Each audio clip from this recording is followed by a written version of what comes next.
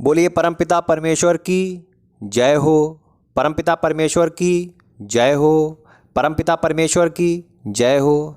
स्वागत है आपका हमारे चैनल में। ये आपका एक परिवार है। चैनल तो कहना मुझे ज़्यादा अच्छा नहीं लगता है, परिवार है जिसमें उस परमात्मा के विषय में आपस में हम लोग चर्चा करते हैं, हम लोग उससे अपना लिंक जोड़ते हैं। इस परिवार में आपका स्वागत है। एक शब्द बड़ा फेमस शब्द है माया। माया, ये माया है क्या? किसका नाम माया है? आज ये शब्द चुना है मैंने, माया क्या है। देखिए, माया का अर्थ ये होता है कि जो है नहीं लेकिन आपको प्रतीत होता है, जैसा है नहीं लेकिन आपको प्रतीत लगता है। और लगने का कारण है अज्ञान। लगने का कारण अज्ञान है। इसका ये अर्थ हुआ कि अज्ञान ही माया के अस्तित्व का आधार है। जैसे ही ज्ञान होगा वैसे ही उसका अस्तित्व समाप्त हो जाता है। तो माया का अर्थ है कि जैसा है नहीं लेकिन प्रतीत होता है, कारण अज्ञान। और जैसे ही ज्ञान मिला, जैसे ही हमारे अंदर ज्ञान आया, वैसे ही उस माया का अस्तित्व समाप्त हो जाता है और कहते हैं कि माया समाप्त हो गई। और जब तक आप ज्ञान की रस्सी पकड़े रहते हैं तब तक उस माया से बचे रहते हैं। ये ज्ञान कौन देता है? ज्ञान कैसे आता है? ये पहले के वीडियो में भी मैंने बताया है। वह परमात्मा जो परम आकाश परम धाम में रहता है, जिसका यह पूरा सृष्टि दुनिया है, जिसकी बनाई ब्रह्मांड है, वो युग युग में धरती पे उतरते हैं। क्योंकि बहुत सारे जिज्ञासु उनको याद करते रहते हैं, उनके लिए आंसू बहाते रहते हैं। बहुत से लोग उनको पाने की ललक रखते हैं। उतरते हैं वो धरती पे। उतरते कैसे हैं? किसी मनुष्य के शरीर को धारण कर लेते हैं।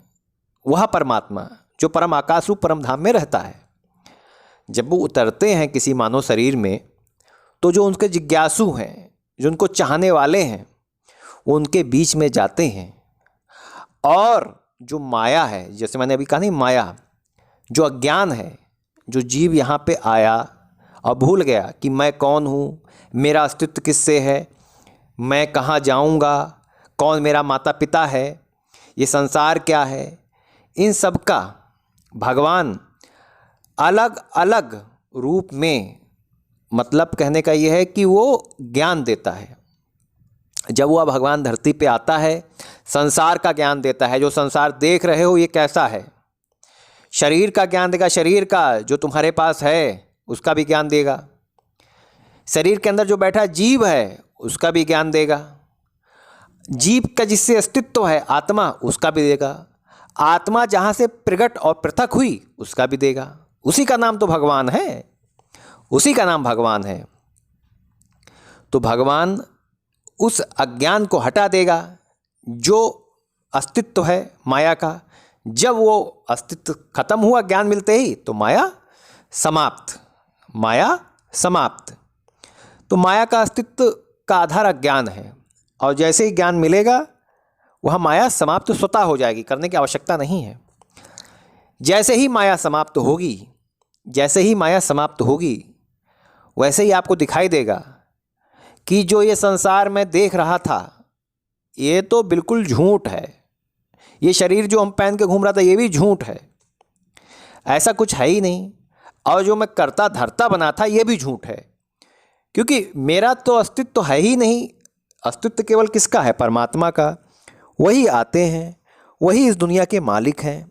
जब ये सब चीज़ आपको दिखाई देगी तो आपके जितने भी कर्म बंधन हैं वो ज्ञान में समाप्त हो जाएंगे, ज्ञान में समाप्त हो जाएंगे। अब अगली सीढ़ी क्या है कि जो ज्ञान मिला है भगवान से, जो हमने जाना है, वो ज्ञान ठहरना तो चाहिए। उसके लिए क्या ज़रूरी है? भक्ति, सेवा, कि हमको याद रहे कि हम कौन हैं, हम कहाँ से आए थे, कौन हमारा माता पिता है। ये सब चीज़ें हमको याद रहें, इसके लिए तो भक्ति ज़रूरी है। इसके लिए भक्ति और सेवा बहुत ज़रूरी है उस भगवान की। और अगर उसकी भक्ति सेवा छूटी तो फिर अज्ञान का अस्तित्व बढ़ेगा अर्थात माया का प्रभाव बढ़ेगा और माया आपका ज्ञान छीन लेगी और आप फिर इस संसार में भटकने लगेंगे। वही दुख, वही सुख, वही दुख, वही सुख, भटकेंगे। जब भटकेंगे तो माया जो है आपसे वो ज्ञान तो ले ही चुकी है और आपको नरक में भेज देगी।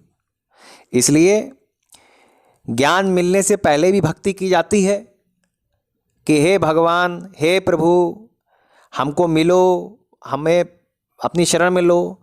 उसके बाद जब भगवान मिलते हैं, जब धरती पे होते हैं, उसके बाद जो ज्ञान मिलता है उस ज्ञान को बरकरार रखने के लिए, वैसा ही रहे आपके पास, तब भी भक्ति की जाती है और सेवा की जाती है। और जैसे ही ज्ञान मिला तो माया अर्थात अज्ञान समाप्त।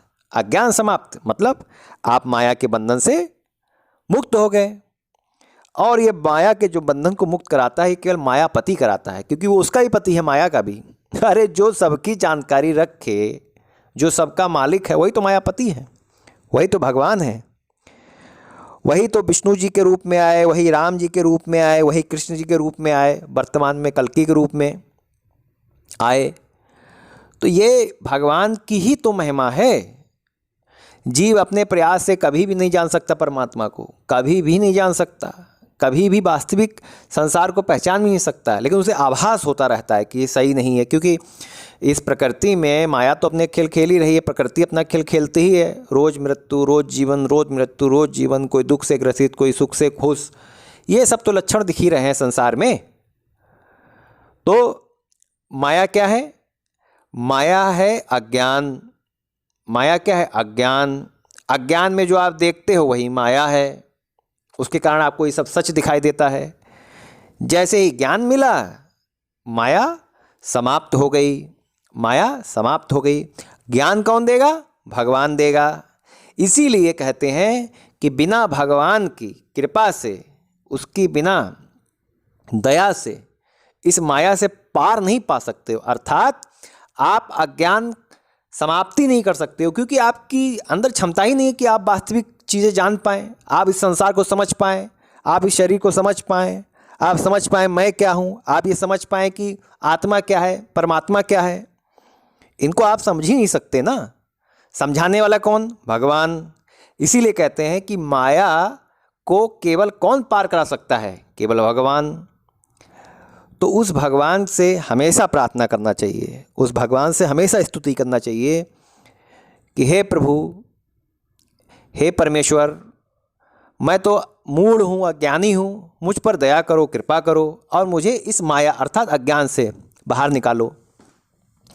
अर्जुन और कृष्ण जी के बीच में जो संवाद हुआ था उसमें ये प्रश्न था कि माया, तो उसमें भगवान बोले थे कि ये माया जो है ये बहुत जटिल है, जटिल, ये बहुत जटिल है, इसको कोई अपने सामर्थ्य से पार ही नहीं कर सकता जब तक कि भगवान स्वयं ना निकाले।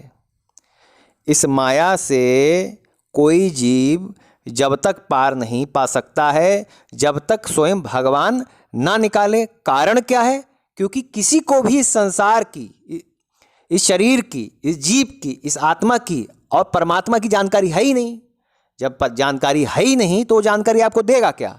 और जब जानकारी देगा नहीं तो आपको अंदर जो अज्ञान है वो समाप्ति नहीं हो सकता।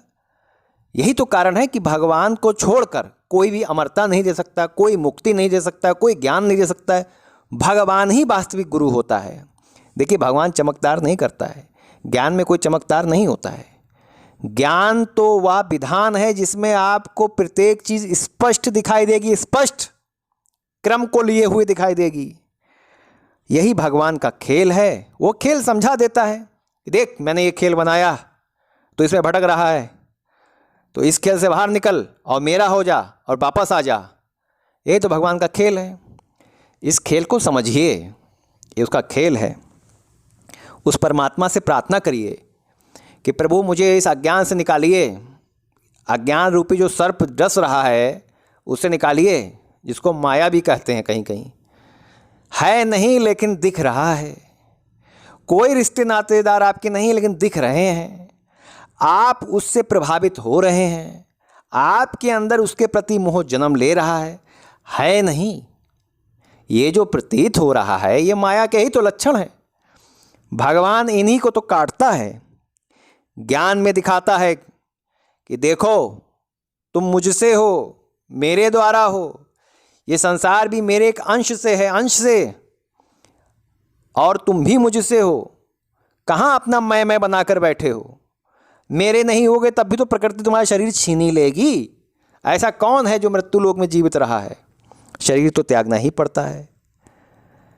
जानकर त्यागेंगे तब भी और अज्ञान में त्यागेंगे तब भी, शरीर तो त्यागना है। इसलिए उस परम पिता परमेश्वर से प्रार्थना करिए, हे परम पिता परमेश्वर हम जीवों पे कृपा करो और हमारे अज्ञान को दूर करो। तो आपने जाना माया क्या है? माया अज्ञान से जो चीज़ आपके अंदर जन्मे, जो अज्ञान के कारण आपको दिखाई दे, वह माया है। जो अज्ञान के कारण आपको सत्य दिखे, वह माया है, वही उसका प्रभाव है। मैं, मेरा, ये सब क्या है? माया के प्रभावी तो हैं। ज्ञान क्या है? ज्ञान में दिखाई देता है कि सबका कर्ता धर्ता भरता कौन है? भगवान है। सबका मालिक कौन है? भगवान है। वह ज्ञान है। और जैसे ही ज्ञान आएगा तो अज्ञान स्वयं समाप्त हो जाएगा। ज्ञान को कौन देगा? केवल और केवल भगवान। कोई संत महात्मा ज्ञान नहीं, केवल और केवल भगवान ही ज्ञान देता है। वही संत बन के जब आएगा तभी ज्ञान मिलेगा। और कौन है जो धरती पे ज्ञान दे दे भगवान का? भगवान को छोड़ के भगवान के बारे में कोई बता ही नहीं सकता, केवल भगवान ही बताएगा। तो माया का मतलब हो गया अज्ञान जिसका आधार है, और जो जैसा नहीं है वैसा दिखाई दे, अर्थात वो दिखाती है जो चीज़ है नहीं। ज्ञान वह है जिसके आने पे आपको चीज़ें सुस्पष्ट दिखाई देती हैं, यथार्थ दिखाई देती हैं, वैसी ही हैं ही वो भगवान देगा। और प्रकृति के द्वारा ये आपको गुमराह किया जाता है, अज्ञान आता है। उस अज्ञान से कौन पार लगाता है? भगवान जी पार लगाते हैं। चलिए उस भगवान से प्रार्थना करते हैं, हे परमपिता परमेश्वर हम जीवों पे कृपा करें, दया करें, हमें इस भवसागर से पार निकालें, हमारे अज्ञान को समाप्त करें। प्रभु आप ही हमारे असली माता पिता हैं। तो बोलिए परमपिता परमेश्वर की जय हो, परमपिता परमेश्वर की जय हो, परमपिता परमेश्वर की जय हो। उस परमपिता परमेश्वर की कृपा हमेशा हम लोगों पे बनी रहे, वो हमेशा हमारा हाथ थामे रहें, वो हमेशा हमें अज्ञान से दूर रखें। हमें इतनी क्षमता ताकत नहीं है कि हम उनका हाथ पकड़ सकें, उनमें इतनी ताकत क्षमता है कि वो हमारा हाथ कभी न छोड़ें। इसी प्रार्थना के साथ मैं अपनी वाणी को यहाँ विराम दे रहा हूँ। आप हमारे चैनल पे आए उसके लिए बहुत बहुत धन्यवाद।